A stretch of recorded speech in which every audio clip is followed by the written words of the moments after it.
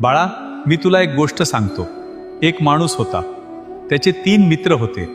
त्या माणसाच्या मृत्यूच्या अखेरच्या वेळी ते तिन्ही मित्र त्याला भेटायला आले.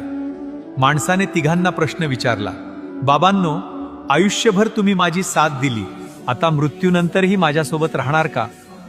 त्यावर पहिला मित्र म्हणाला, मी आयुष्यभर तुझ्यासोबत होतो, मात्र आता माझा नाईलाज आहे. दुसरा मित्र म्हणाला, मी तुझ्यासोबत तुझा अंत्यविधी पूर्ण होईपर्यंत राहू शकतो.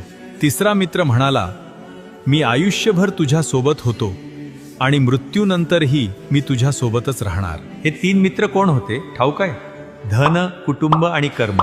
धन तोवर तुमच्यासोबत असते जोवर तुम्ही जिवंत असता, आणि कुटुंब तुमच्यासोबत असतं जोवर तुमचा अंत्यविधी पूर्ण होत नाही.